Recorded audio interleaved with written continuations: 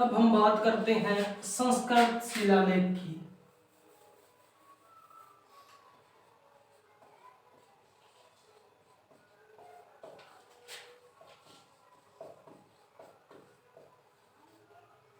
संस्कृत शिलालेख, ठीक है। पहला है गोसुंडी अभिलेख।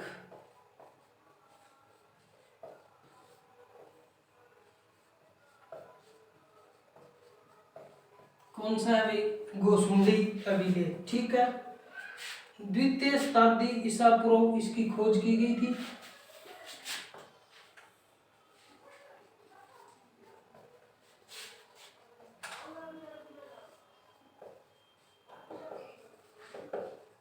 द्वितीय शताब्दी ईसा पूर्व है वो इसकी खोज की गई थी और कई शिलाखंडों में ये टूटा हुआ है।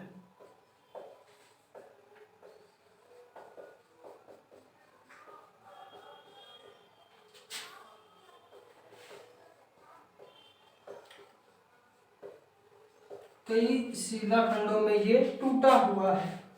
एक बड़ा खंड उदयपुर संग्रहालय में है।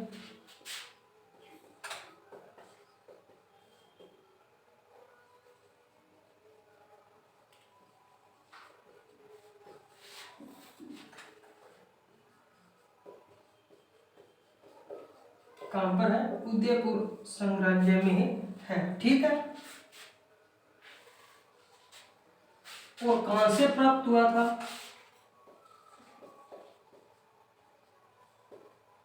गोसुंडी से। कहां से प्राप्त हुआ था भाई? ये गोसुंडी से प्राप्त हुआ था, ठीक है। नगरी चित्तौड़गढ़ से। कहां से प्राप्त हुआ था? गोसुंडी गांव नगरी चित्तौड़गढ़ से प्राप्त हुआ था। और संस्कृत है वो इसकी भाषा है। और ब्रह्मी लिपि है। कौन सी लिपि है भाई? ब्रह्मी लिपि है।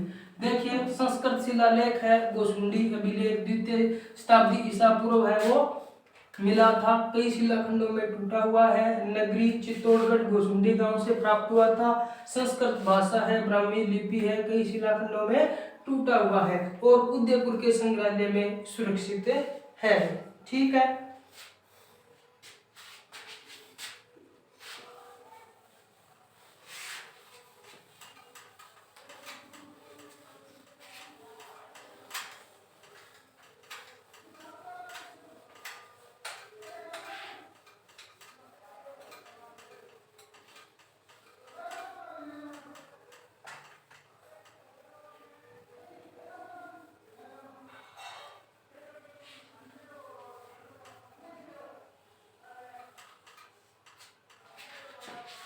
ठीक है, फिर अब देखिए मानमोरी। कौन सा है? मानमोरी अभिलेख।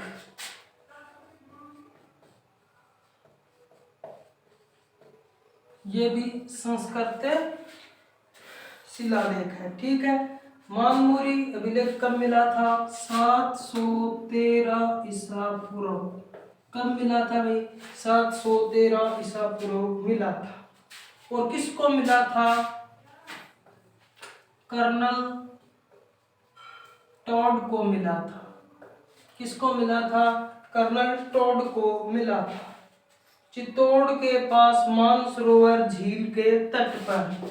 चित्तौड़ के पास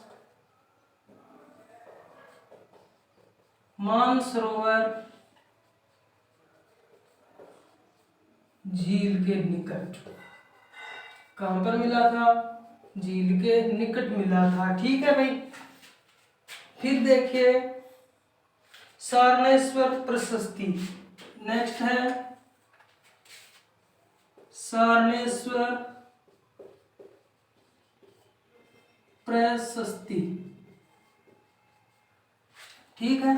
सारनेश्वर प्रशस्ति 953 ईस्वी में मिली थी। कब मिली थी भी? 953 ईस्वी में। 953 ईस्वी में कब मिली थी? 953 ईस्वी में मिली थी। वराह मंदिर की व्यवस्था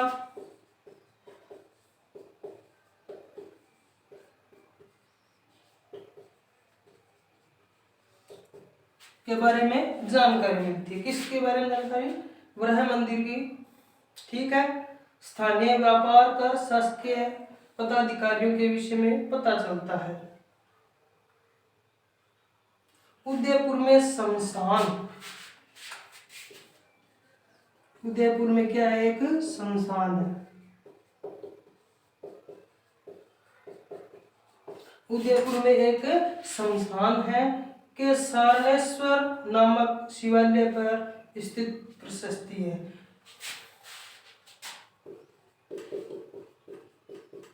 सारनेश्वर नामक एक शिवालय है पर प्रशस्ति। ठीक है, ये प्रशस्ति कहां पर है? सारनेश्वर नामक शिवालय पर। ठीक है।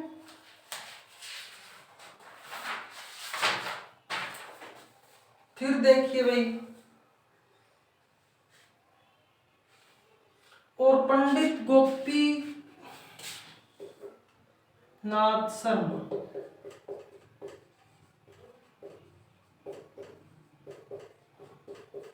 किसकी बात करते हैं हम? पंडित गोपीनाथ शर्मा की बात करते हैं।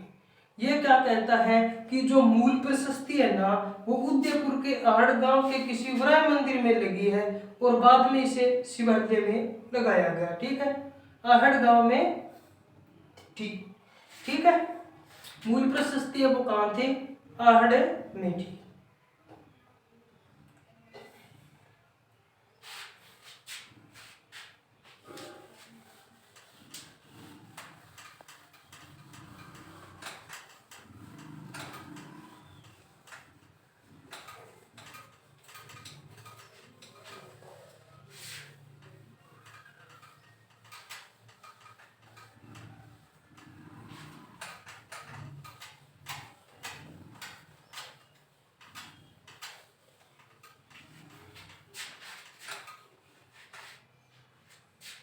बिजोलिया शिलालेख,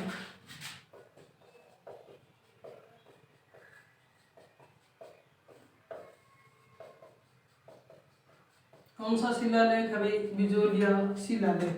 ये कब मिला था? 1170 ईस्वी में मिला था भाई। कब मिला था? 1170 ईस्वी में मिला था। इसमें 93 पद है। कितने पद है भाई? 93 पद।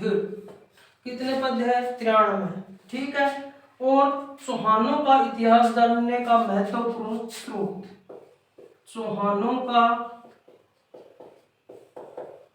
इतिहास जानने का महत्वपूर्ण स्रोत कौन सा है भाई? बिजोलिया शिलालेख। कौन सा है? बिजोलिया शिलालेख है वो चौहानों का महत्वपूर्ण स्रोत है। बिजोलिया कस्बे के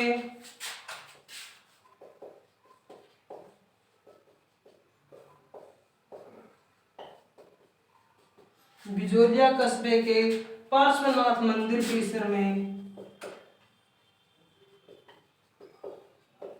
पार्श्वनाथ मंदिर में, ठीक है, शिलालेख लगा हुआ है। ठीक है। और चट्टान पर विप्रय श्रीवत्सो गोत्रे भूत लिखा है। क्या लिखा है भाई? विप्रय।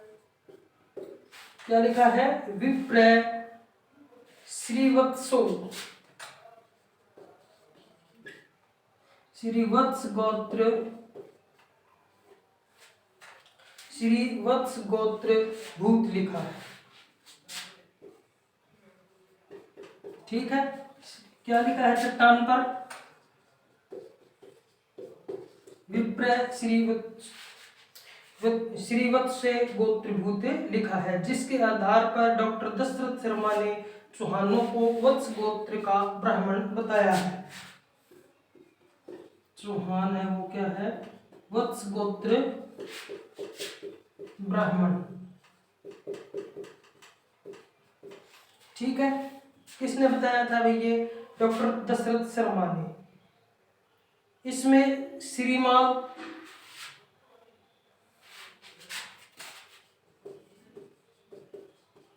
किसको कहा गया? भीनमाल।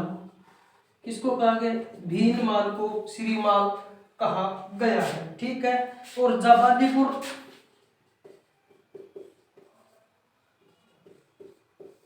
जबालीपुर किसको कहा गया? भाई जालौर को कहा गया है। ठीक है, महर्षि जाबाली के नाम पर। ठीक है। फिर देखिए शाकंभरी, शाकंभरी किसको कहा है?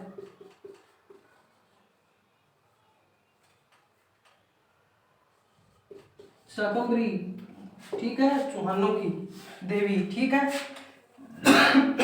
इसकी जानकारी सागर में मिलती है। ठीक है।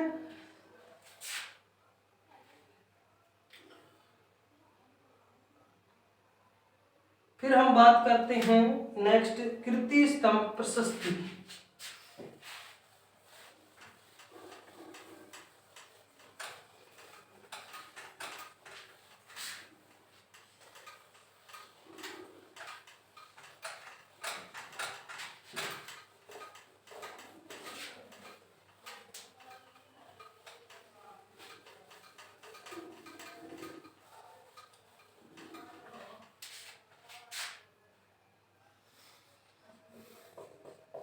कीर्ति स्तंभ प्रशस्ति इंपॉर्टेंट है भाई। ठीक है। कीर्ति स्तंभ प्रशस्ति 1460 ईस्वी मिल गई थी।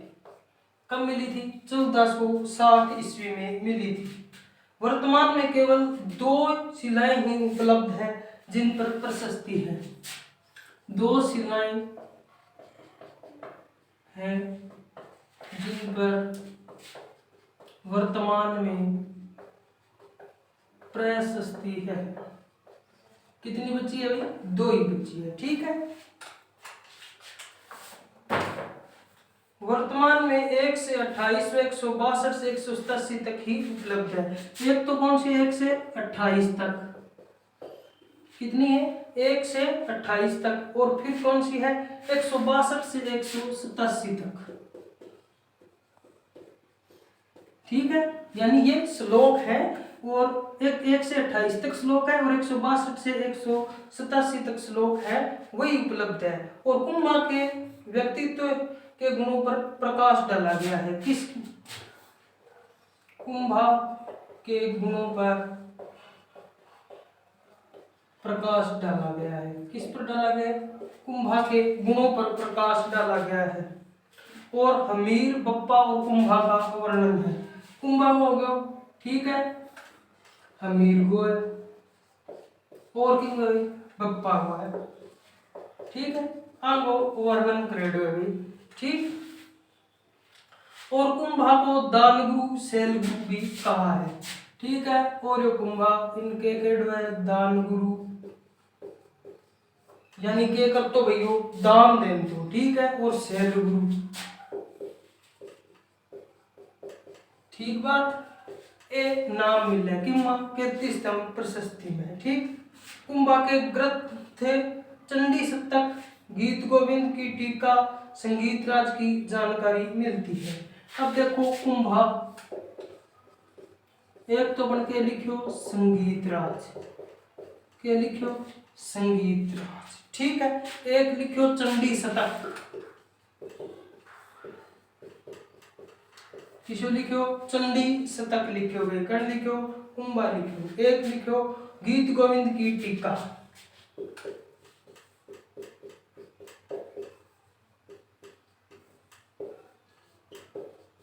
गीत गोविंद की टीका। ठीक है। संगीत राज, चंडी शतक, गीत गोविंद की टीका लिखा था। ठीक है। कुंभा द्वारा मालवा व गुजरात की विजय समृद्ध सेनाओं को हराना प्रशस्ति के 179वें श्लोक में वर्णित है। मालवा व गुजरात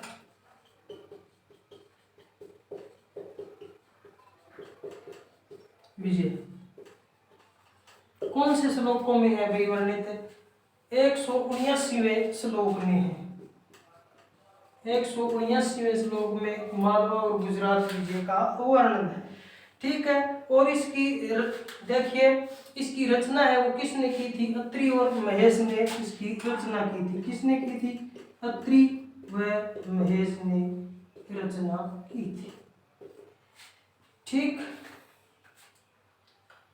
तो आज के लिए इतना ही दोस्तों, कल मिलते हैं नेक्स्ट वीडियो में।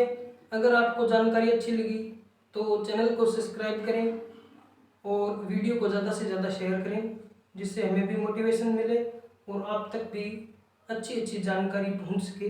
धन्यवाद।